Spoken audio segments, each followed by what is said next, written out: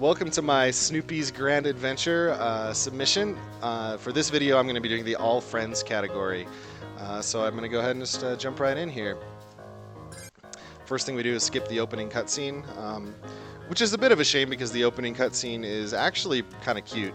It sort of introduces the plot of this game, as minimal as it is, but this is as exactly like it looks. It's a pretty straightforward platforming game starring Snoopy. Collect all the jelly beans that we drop to unlock special items. And the first thing that's really worth mentioning in this, you've kind of seen a little bit of it already, but Snoopy has this hover ability that he basically uses his ears to like do a little helicopter effect and be able to hover through the world. Now this is a really important ability and is used a lot in the speedrun in several different places, and most importantly, there is no penalty as far as speed goes to using the hover. So I can use it without slowing down.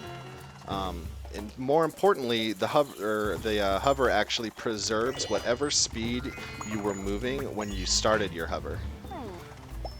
So that is something that will be used to great effect later as we get into the run. But World 1's pretty straightforward. Level 1, rather. So we are all done.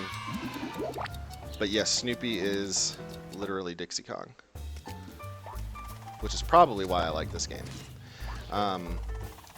But here, as we move into level 2, the new mechanic that introduced in this stage is these little trampoline platforms. These are also going to show up a lot throughout the game, and we're going to use them to pull off some interesting maneuvers as we move forward with it.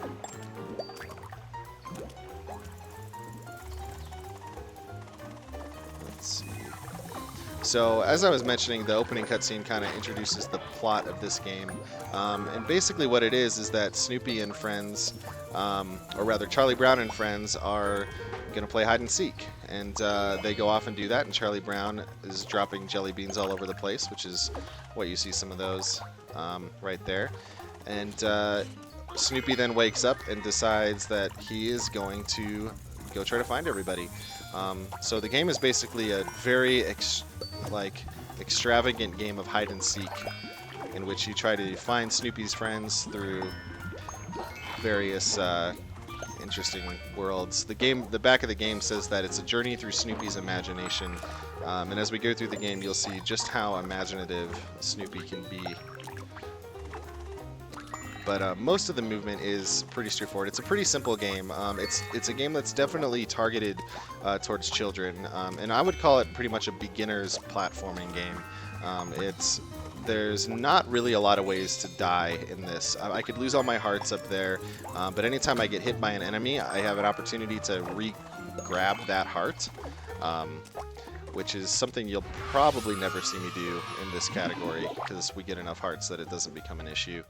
But also there are no bottomless pits, so it's just very difficult. So they made it really accessible to a younger audience. But that said, once you start trying to do it in a speed run, things get a little more interesting. You found a new Snoopy costume. And one of the things that makes it a little more interesting is these Snoopy costumes. So we just got the Beagle Scout Snoopy costume. Or change out of a costume if you want. And the Beagle Scout lets me climb vines. So if I don't have that on, I can't climb vines. So now, however, the downside of wearing any Snoopy costume is that you cannot hover. So you have to kind of trade off in some places. Is the power that the Snoopy costume gives you worth sacrificing that hover ability? And in the case of the Beagle Scout costume, it is definitely not. Hover is almost always better than Beagle Scout, unless you need to climb vines, which I do. So I do a couple boosts off of some enemies here to try to go a little bit faster, gain a little bit of height more quickly. And we got our first trick coming up here. Let's see if I can pull it off. Nope. There's a trick you can do there called speed vines, where you can get some speed and jump off that vine and go really fast, but it's a little bit tight. It's a little bit of a tight window, so I don't hit it every time. But this game, all the speed tricks in this game are definitely about preserving momentum, using the hover or something similar to that.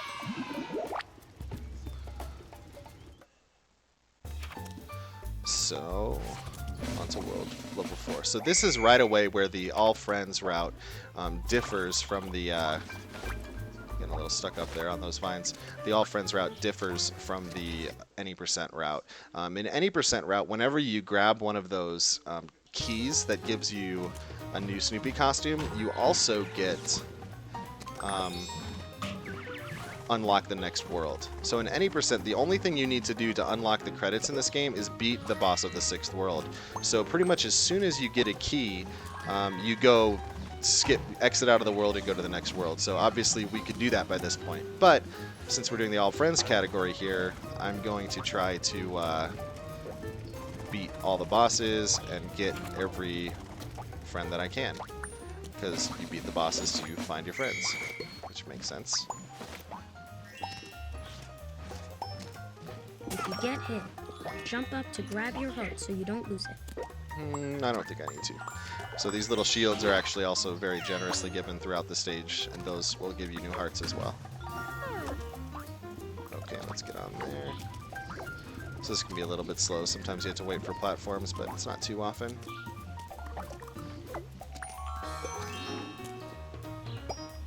Another thing worth pointing out is that I think everything that's timed in this is on a global timer, so the faster I move through the stages, the more likely I am to make early cycles. Like right there, if I would have been a little bit faster, I could have grabbed that vine without any trouble. You found a Beagle Scout. It's our Can first you find Beagle the Scout. rest of the troop? Beagle Scouts are just one of the collectibles in the game. Nothing too fancy. I actually have no idea what happens when you get all the jelly beans or Beagle Scouts. There's 300 jelly beans and 6 Beagle Scouts per level. But here we go on our first boss of the game, which is pretty interesting. And I think this is the appeal of the All Friends category, is you get to fight all these bosses. But it's literally a giant mask of Peppermint Patty's face, and she spits baseballs at you. My wife thinks this reminds her of Bleak from Donkey Kong Country 3, the snowman, but I've gotten pretty consistent at setting up a pattern to get her really quickly. And then, come on, let's get her. Who other than Peppermint Patty herself appears to be found, I guess. And that's World 1. So now Peppermint Patty's hanging out outside because we did find her, so she's no longer playing hide and seek. And we move on to World 2, which is Temple of Bunnies. Why bunnies? I don't really know. I can't remember. Are there bunnies in Peanuts? But anyway, this stage illustrates something that's kind of neat. I'm holding right. Pretty much in every level, I'm holding the direction I want to move as the level loads, because the game actually starts accepting inputs before the loading frames are done. This was something I discovered because I first played this on the Wii U version, and the load times in that are prohibitively slow. It's almost 20 seconds per level, so to be able to get a little bit of extra movement kind of before the level really finishes loading is actually a big benefit in that. I'm playing on PS4 right now, which actually the first run I did on PS4 was almost 8 minutes faster. And it wasn't necessarily even a good run, so I saved all of that just with better loading times. But that idea of holding the direction that you want to move when the level starts does carry over even into PlayStation, even though you don't necessarily get quite as far. So this part we do a little bit of I guess it's a tiny sequence break. The game wants you to go around to the right, and we get I don't think I've explained that trick yet there. That's what I call a speed hover. As I mentioned earlier, when you start a hover in this game, you, where am I going? I'm going right. Just totally forgot where to go. That's because I was talking. But when you get a speed hover, it basically, the hover preserves the momentum of whatever speed you were going to start the level, or to start the hover. And if you go off of a trampoline, going into it, you can get a lot of speed with your hover. So now this level is one that I'm not a big fan of, because I'm forced to grab the Beagle Scout costume there at the beginning in order to climb up those vines. But then there's no opportunity here in the rest of the stage for me to lose the Beagle Scout costume. And because of that, I can't do my hover. And situations like right here, a hover would have been nice, because then I could have probably landed on top of that guy instead of going through him or getting hit by the wall. And over here would have been an opportunity for some speed hovers with these trampolines. There's also a glitch that I'm able to do sometimes where you can jump and maintain your speed, but I haven't quite figured out exactly how to set it up consistently.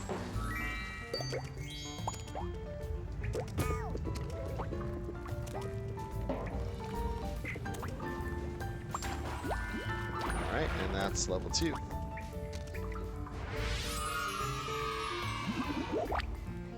What's up, guys? Yo, Glib, thanks for the host. Speed hovers are great. We got some good speed hovers coming up in the next world. Alright, so level 3. Level 3 is pretty straightforward. Just hold right, basically, and jump. Nothing too tricky in this stage.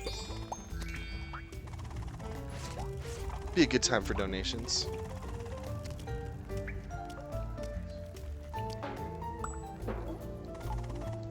Ooh, that's not good. Maybe not a good time for donations.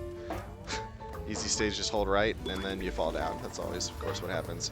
But so right there shows off the double jump, which anytime you've got a trampoline and you're able to hit it on the side, you actually don't need to land on top of it. It actually has a hitbox on the side, so if you jump up from the bottom into the side of a trampoline, it will launch you pretty high. So I needed to be a little higher there to hit that optimally, but it's okay.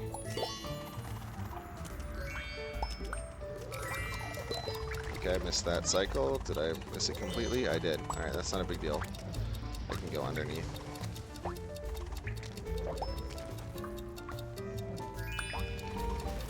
If I had recognized that I missed it sooner, I wouldn't have lost as much, but I think that serves to illustrate a couple different points that I think are worth mentioning about this game. Is that every level is pretty maze-like. Like, there are a lot of different routes through every stage. Like, you can go up, down, lots of different directions, so finding exactly what the fastest way through each stage is was a little bit challenging and a little bit fun.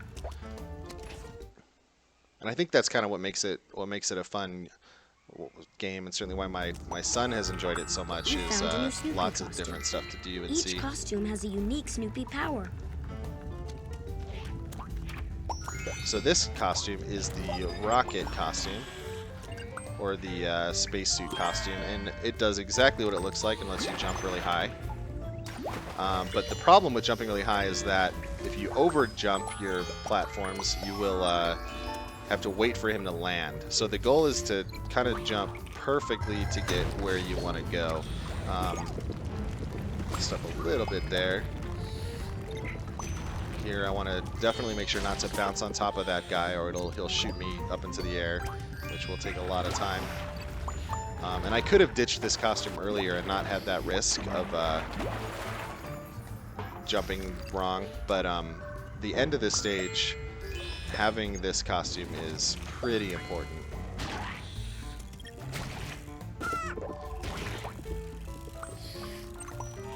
Right here, going up these platforms, if I didn't have this costume, okay, even so I still messed it up a tiny bit, but if I didn't have that costume, it's a lot slower to navigate those platforms. And even then, if I were to have fallen and kind of dropped the cycle, it could take me quite a bit of time to recover from that. So here we go, on to the boss of World 2.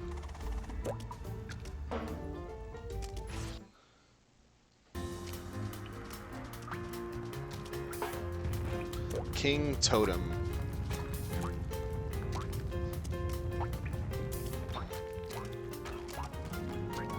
So King Totem's pinball is exactly what it sounds like. You're basically going, that's not good, going up in a little pinball game.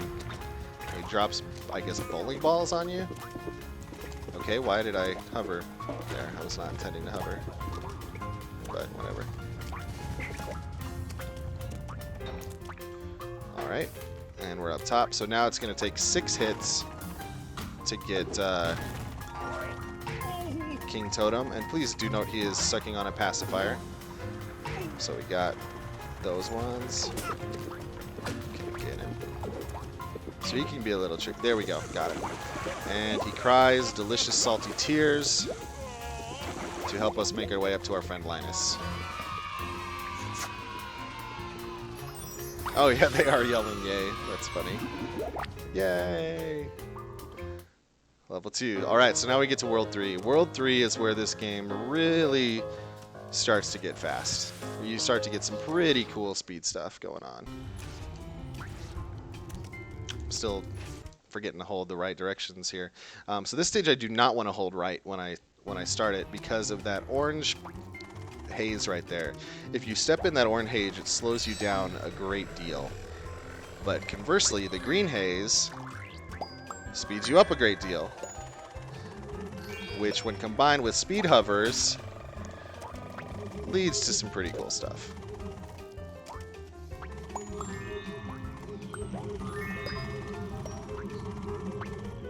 Actually, let's reset that.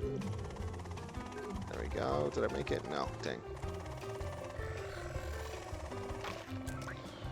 A little bit slower because I wasn't quite on with that cycle, but it's okay. So we have another green speed boost here. So then also in World 3, we've got these anti-gravity areas that let you kind of do these huge jumps. Later on, when we get to the 4th stage of this world, we're going to combine those green dust clouds or whatever they are with that speeds you up with hovers, with gravity. Where am I going? I have not ever been down here before. I should definitely be done with this level already. Okay, that's fine. Sometimes you fall and go a place you're not familiar with. But we're definitely combining that stuff in level 4 to some very interesting effects.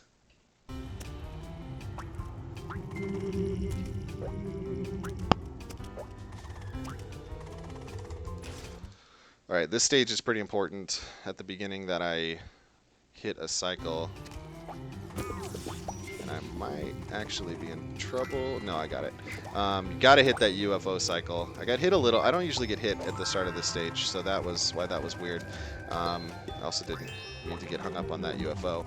But right there, I missed that cycle. That's too bad. But I don't normally miss the second one. But by missing those cycles, you can see you lose a decent amount of time, so it's unfortunate when that happens. But not a big deal, not a big loss.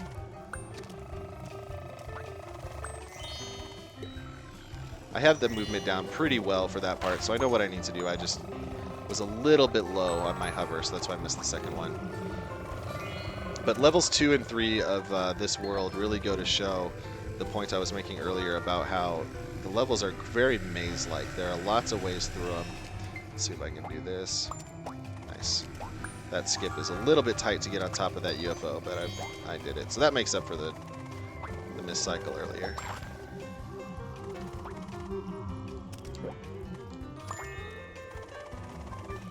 So right here I'm trying to stay as high as I can so I have less room to go up, and this is one of the coolest parts with the anti-gravity.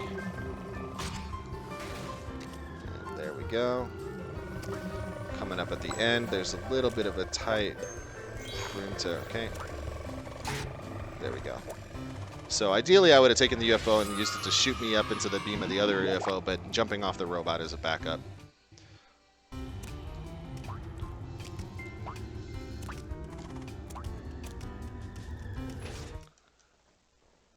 Don't remember any of this from Peanuts. Yeah, that's a good point in that this is the Peanuts movie companion game, and I'll talk a little bit more about how I ended up in this game and kind of what I think of it in the next world. But it's for a movie companion game. It's surprisingly well done. And beyond that, it's actually got very little to do with the movie, other than it has very similar art style. But it's definitely not anything you would have seen in any Peanuts cartoon ever. And I think in a lot of ways that's the appeal of this game, is you get to see Snoopy, who is such a beloved character, do so many like crazy things. Like here Snoopy is just Dixie Konging across like the outer space. Like really? But as we know from Peanuts, Snoopy's imagination is certainly very, very capable. We'll get to one of his classic imaginative experiences in the next world, much to everyone's dismay, I'm sure. I like going up here. So this is another thing, like being up here, I could be down and doing platforming or just kind of hanging out in the sky, and as long as I get down here, you found a new Snoopy costume. We don't lose any. Each costume has a unique Snoopy power. Got hung up on the ground there a little bit. But alright, now we're going into 3-4, which is definitely one of my favorite levels in the game. We're gonna see some cool stuff here. Most importantly is because we're gonna get the bandit costume. So there's a good speed boost. Snoopy costume. Each costume has the bandit a unique costume Snoopy power. lets us do some really cool stuff. It lets Snoopy do this dash ability to break through these wooden blocks, but more importantly, you can air dash, which means that Snoopy is literally Mega Man X.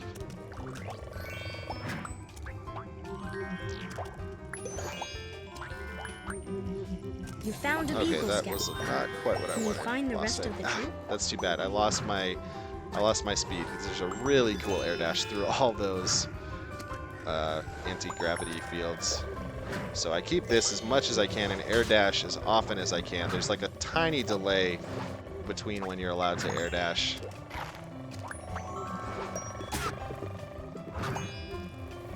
Oh, dang, I went a little bit too far. So we gotta ride this back up. That's okay. There we go. I lost track of where I was a little bit and fell, but that's okay.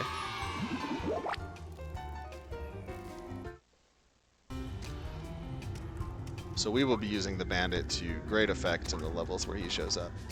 And now we get to the most interesting boss of the game, Big Stompy.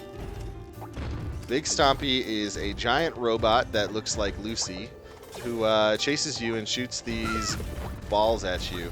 And this level is actually pretty hard to do quickly. There's not a lot of risk of dying.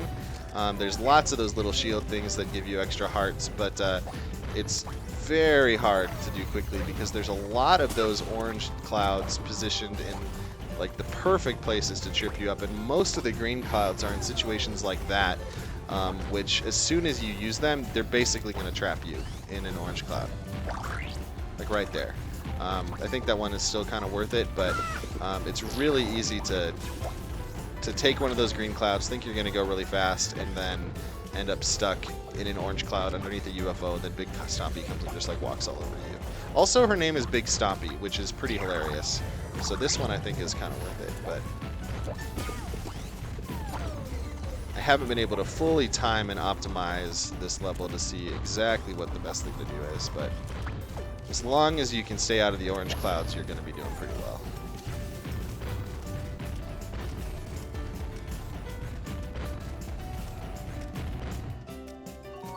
And Lucy then like siren screams at Big Stompy to knock her down. Okay.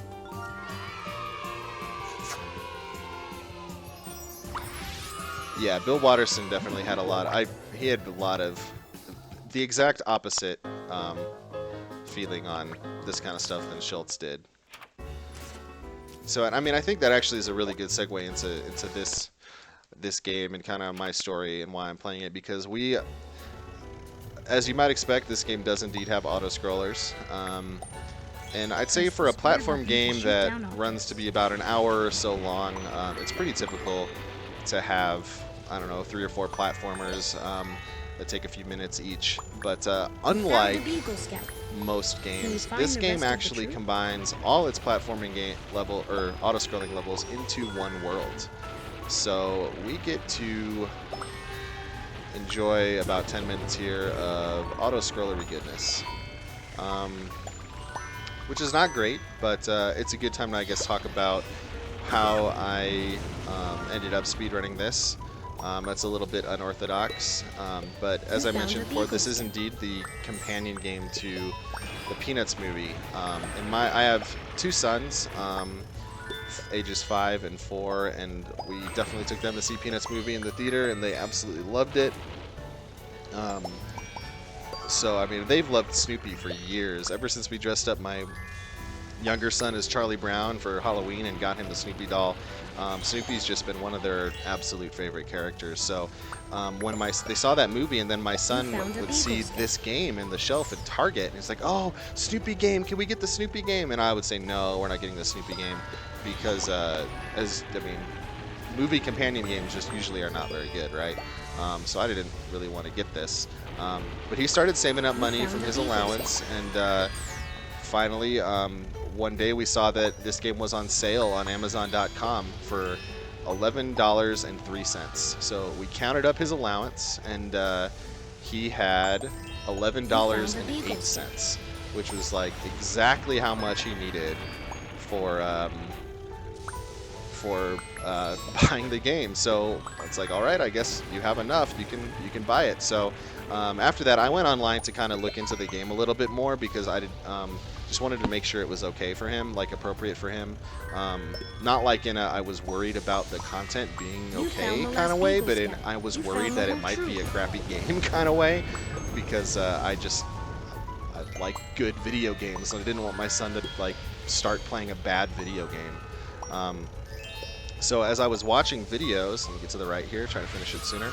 As I was watching videos of this, I started to think, whoa, this actually could be a really good game. Like, it looks like it's pretty well done. Like, the levels look well designed. It looks like there was a lot of creativity put into it. The graphics are pretty impressive. Like, it clearly shows like a lot of love and care. And then as I kind of kept watching it, and I started seeing like the different costumes and the crazy things that you could do, like the bandit costume. And wait, is that guy dashing in the air? Or some of the other costumes you'll see later have some pretty neat abilities. The rocket costume, and I just started thinking there might be a lot of different ways to move through this. And I started thinking I might have to try to speedrun this. So I did. Sure enough, and it actually turned out to be pretty good. I found the speed hovers. I found a few other things. The speed vines was the trick I missed earlier that I'm probably about 50% on, and will certainly get better. But it ended up being pretty good, and I think that that really did surprise me, because most movie companion games aren't probably this good. Like you get the sense that.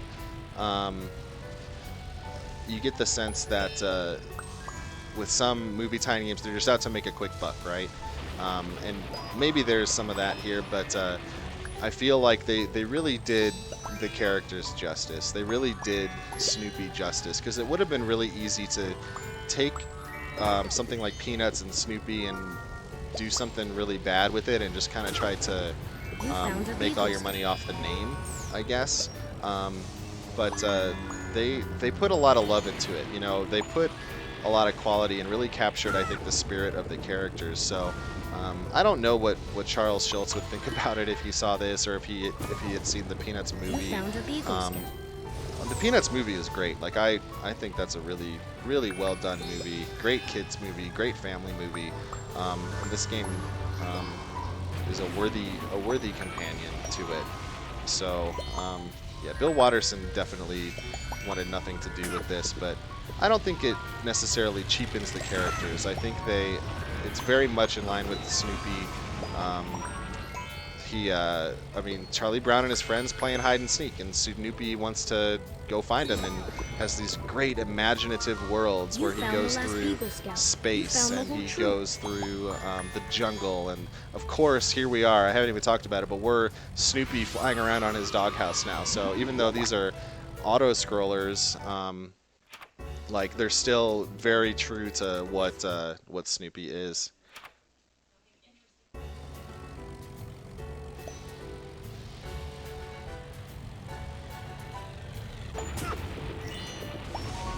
So yeah, on the demographic point, like it's definitely the game's definitely targeted towards children, and I think they hit that mark very well. Like I'm not obviously not the target audience for this. I don't think they ever expected anybody to come in and try to speed run this, but although sometimes I wonder with the way some of the global cycles like just barely work out, but.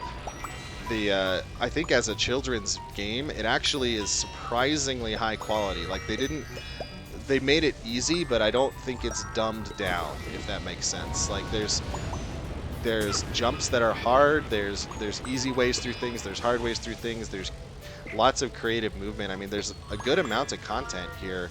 I think especially if you were to try to get all the jelly beans and all the Beagle Scouts, that would probably take a while. So I couldn't even imagine how long a 100% run of this game would be, especially if you miss like one jelly bean in these auto scrollers, which could be pretty tough. But my son has played a lot of this. I mean, obviously it was his allowance, so he bought it and gets to play it. But he really has gotten a lot better at games by playing this. Like I tried to get him to start with Mario 1 because, I mean, I want my son to kind of learn proper video games. You can start with NES and work your way up to Super NES, and that was kind of the vision I had sort of cast. But when he was so excited to play this, I couldn't very well say no to that.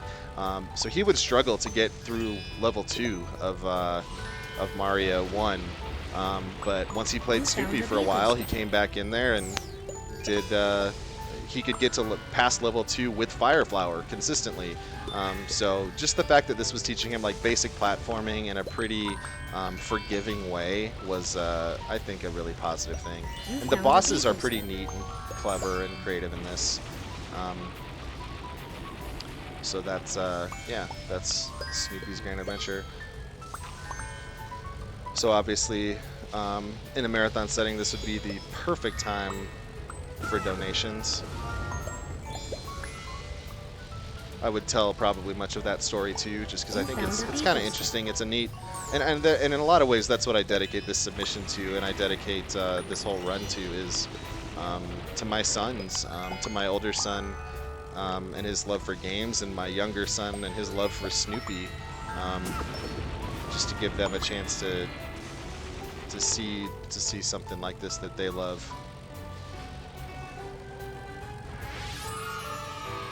Exactly, yes. My older son, he loves video games. Like I've definitely created a miniature version of myself there, but it was Snoopy is a very much beloved character in our home. But here we are with the Red Baron, and how I desperately wish I could shoot down the Red Baron. But he sadly is another auto-scroller. Speaking of my son, it's funny, he saw that the Red Baron was a boss, and he was really expecting...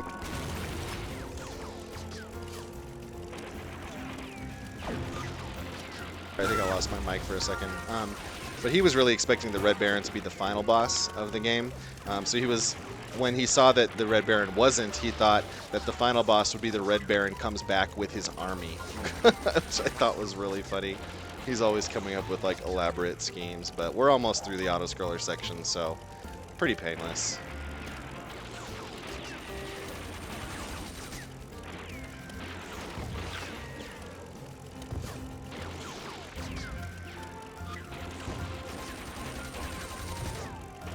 It's funny too, like if I'm shooting or doing Snoopy's rat-tat-tat-tat-tat thing, it always hits, regardless of where I am. Like, there's literally no aiming involved. I just have to push the square.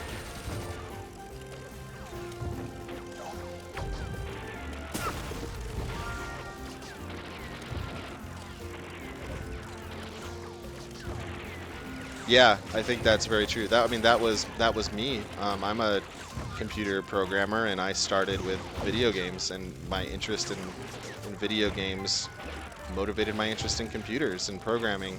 I remember we had an assignment, I think in 5th grade, maybe 3rd grade, 2nd grade, to like write our own Magic School Bus story. And the Magic School Bus story that I wrote was that I went into Mega Man 5. So like I went in. I don't remember which Robot Masters I drew, but I definitely like went to Proto Man's castle and all that kind of stuff. So pretty funny. And even then, like, what do you want to be when you grow up? Like, I would write, I want to make video games, and I drew a picture of myself like in an assembly line, like pressing out video games, because I don't know, I guess I didn't know how they were made, but yeah, it definitely started here. And on that note, we are past the auto-scrolling. See ya, Red Baron. Has not been so nice. And here we are with Franklin is the friend we find, and for some reason he is just floating around in the sky. And that is definitely not a safe place for a kid his age to be, but there he is. So now we go to the Parisian Underground, which this is where the levels start to get hard. Not necessarily like risk of death hard, but easy to lose time hard. The platforming gets a lot tighter, gets a lot tougher to do things maybe optimally. Nice, I made that cycle though. That's a hard cycle to make, that second dust event.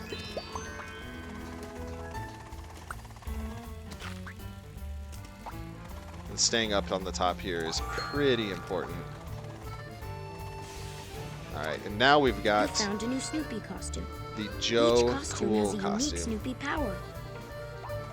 Joe Cool is literally so cool that he just freezes enemies. He also has a double jump, which is, you might imagine, is pretty useful.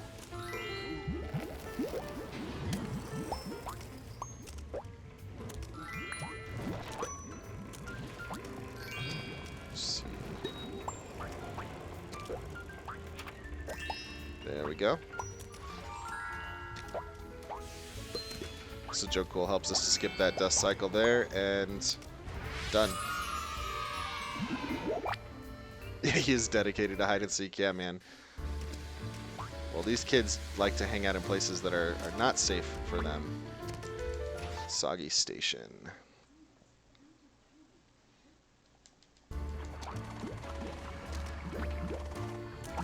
Oh, oops. I lost track of which level I was on. Fortunately, I didn't lose any time from either of those two little mistakes because I had to wait for the dust events anyway. So Bandit here is pretty important that I do this the right way. Okay, good. Yeah, it's if I had fallen down there, oops, wrong spikes. If I had fallen down there, that would have lost a lot of time. That was a lucky dust vent. Bandit's pretty good in this level, though. We keep it the whole stage. It's good in all levels.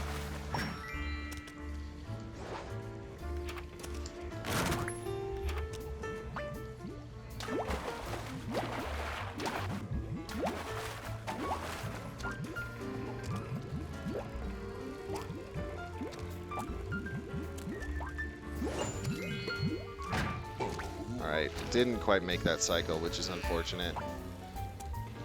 Like I said, I'm pretty sure these things are on global timers.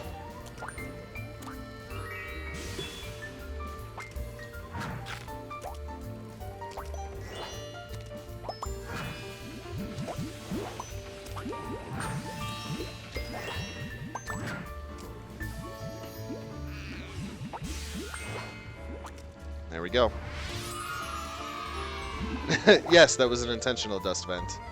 That's exactly what I intended to do there.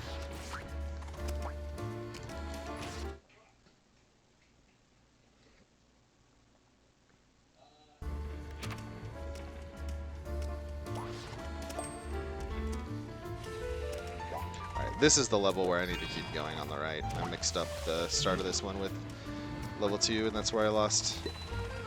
Got a little confused, but that's okay.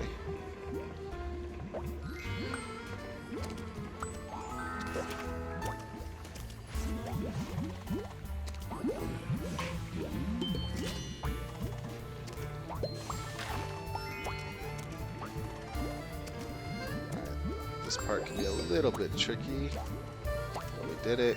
It's easy to bonk on the ceilings there and fall down, lose quite a bit of time, but if you jump right from the edge of those pipes, you can get up without too much trouble.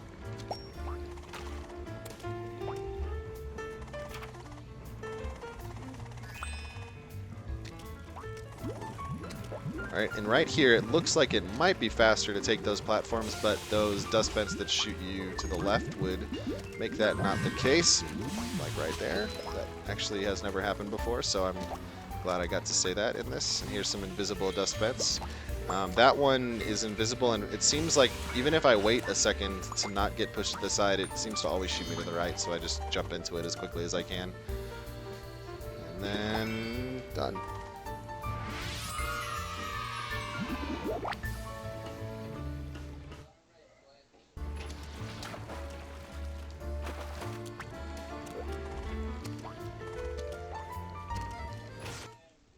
Alright, level 4 is a little bit tricky. A lot of places to lose time here.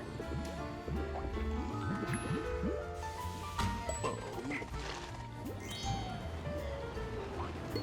go.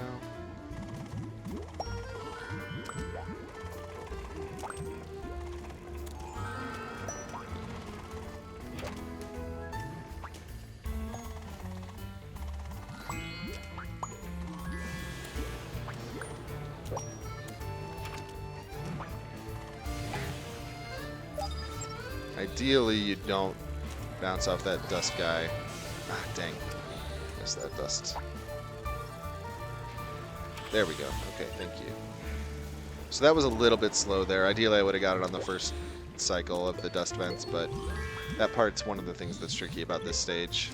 But by keeping the rocket costume here, we're able to skip through this part and not need to take the dust vents and grab our last key in the game. Costume. Unlock the Each final costume world. has a unique Snoopy power. Which is the detective costume. Some lag, had some weird effects there. So the detective costume has only one thing that it does, and that is Found a Beagle Scout. Can you what? find the rest That of the was troop? weird. It lets you go through those walls that are kind of not real, but unfortunately, you need to have the costume on in order to do that. You can't just know where the invisible walls are and then go through them, because there is no other utility to the detective costume. Now, we will use it in a few places in the next world, just because it saves so much time to be able to go through those walls, but we'll ditch it as soon as we possibly can, because the inability to hover is sometimes costly. So this guy, the Muck Monster.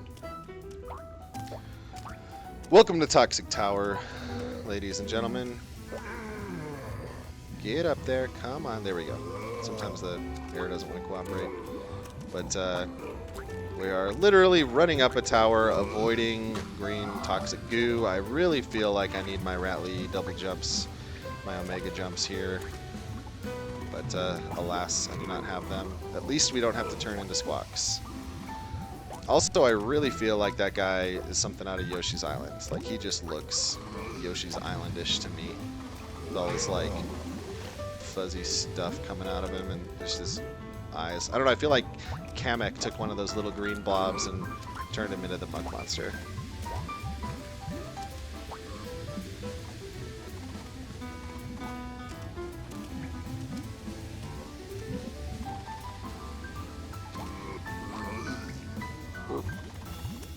And we got Pigpen, who, no surprise, is hanging out in the sewer. Also got a safe place for a child.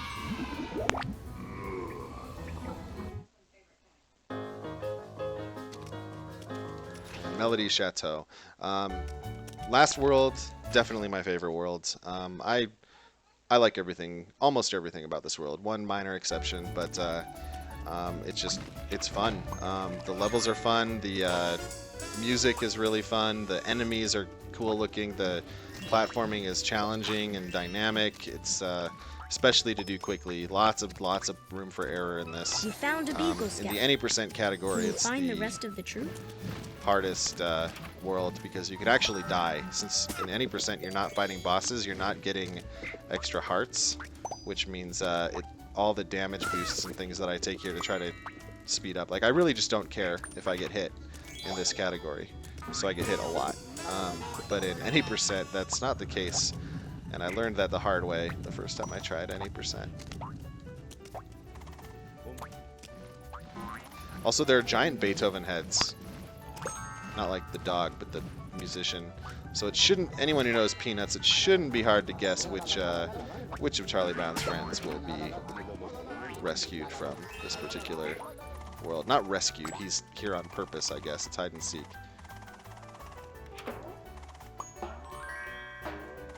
So I think it's worth it to come up here and grab the bandit costume. It's not if you do that, but it's tight as to whether or not it's, oh, didn't want to fall there. Just was a little too early on the dash. I don't even remember what I was saying. Probably nothing helpful.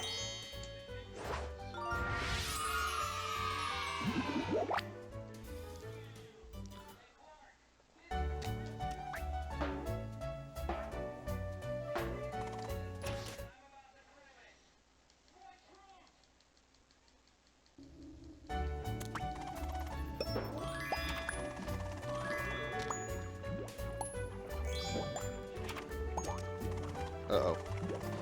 That rope is not one you want to miss, so I'm glad I recognized it. Okay, we'll grab the detective here. I suppose I didn't mention it in level 1, but yeah, getting the detective there, even though it was we had to go to the left, it's one of those things where it's faster to find the rest of the troop? To get it to go for the shortcut than it would be to go the long way.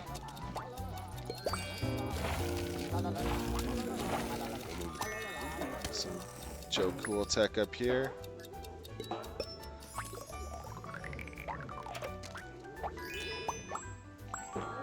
Those ropes can be a little bit troublesome if you're not careful with them, but I've mostly got it figured out.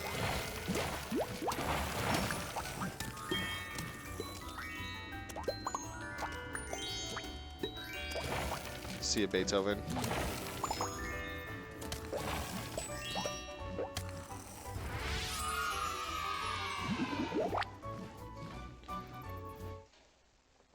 Glib, how was your stream tonight, man? I know you said you were going to be doing something special.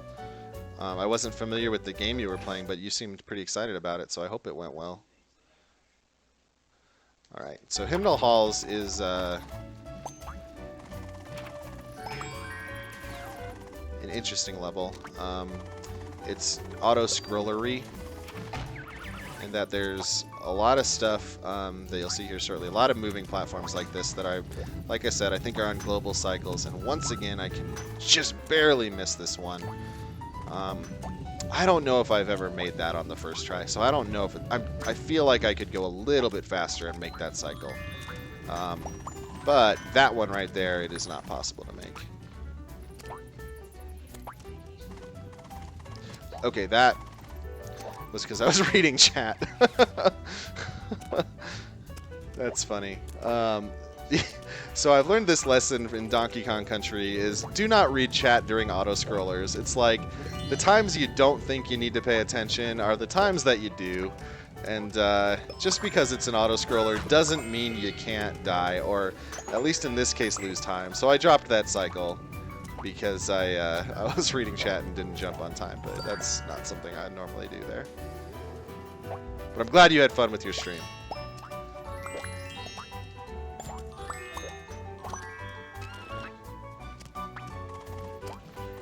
Alright, and this guy I'm going to go underneath that, because if I were to jump on that timpani, yes, you do jump off timpanis in this, off the oboe bassoon dude. Get up there! Oh, just missed it. That's too bad. A couple cycles missed, but you can see here why missing those cycles could be costly. Like if I had gotten that on the first go, that would have saved a pretty good amount of time. But I don't even remember what I was saying. That's right, I took that damage because if I had bounced off the timpani, I would have lost a lot of time while I waited for myself to fall back down. So this part here, I haven't been able to pull it off yet, but that bat, I really feel like I could hit that bat and bounce off of him without having to wait for the platform to come up, but it's another thing I haven't quite been able to pull off. Okay, sometimes the doors don't want to load, that's alright. So Virtuoso Vaults, final stage of the game. It's definitely one of my favorites too. It's a very worthy final stage. A lot of speed stuff going on here, and I don't know what I'm doing. That's okay. Let's not do whatever that was. Speed hover. Missed the last bit, but I didn't really... There's not that much distance to the ground, so that's not a huge loss.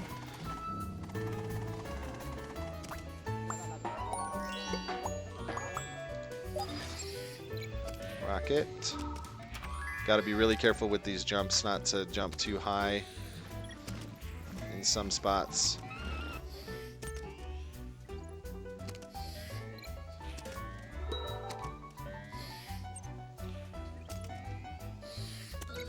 Like right there, waiting some time to get back down. A few big jumps here. If I do it right, I'll be able to stay on top of these platforms. If I do it wrong, I'll fall into the water. You found a Beagle Scout. Can you find the rest of the Pretty good. troop? Did not want to land on that guy. I wasn't quite far enough to the right. As you can see, when you're in the rocket suit, any enemy you hit will lose quite a bit of time because they shoot you extra high into the air, so you do not want to bounce on unintentional enemies. You definitely want to grab the bandit costume, though, for the final part of the stage.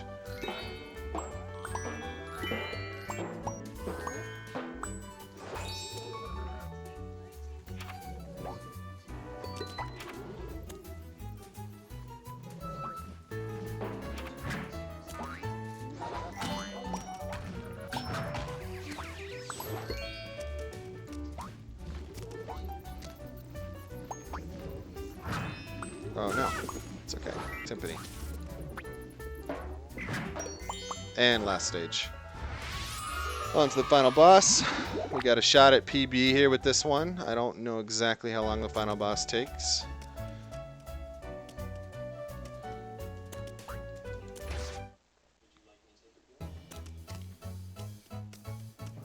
But the final boss is the marble pianist. And basically, he tries to smash you. Oh, I went a little...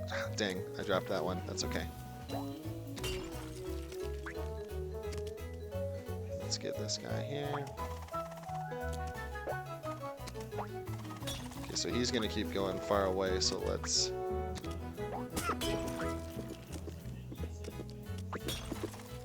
So I think what they do is they go back and forth, which direction they're going. So I want to get him over here, get him over here, over here. Now I believe that's the last hit. No, one more. Dang. It's okay, right there. And we got it. And that is game, which is both a PB and a new world record. And we get the final cutscene, which you do not get in any percent. I finally won something. I can't believe it. Huh? The little red-haired girl? Rats. I love it. Charlie Brown thinks he won the game, but he didn't. The little red-haired girl was still out there. The true last to be found. Then you get a happy little Peanuts dance party. The classic music. Hard not to love it. So anyway, Peanuts Grand Adventure, or Snoopy's Grand Adventure. That is the All Friends category. I only just discovered the any percent category yesterday, which I think is less interesting because you don't do the bosses, you don't see the friends, you don't get that final cutscene. But you do skip the auto scroller, so it's definitely faster. It's more like 34 minutes. Under 35 instead of 55, which is a decent amount of time faster, but this is definitely the best category of this game. But anyways, that is my AGDQ submission. Thank you, people who were in chat. Thank you for the host, my friend Glib. And thank you, AGDQ staff, if you are still watching, for taking the time to consider this lovely game. And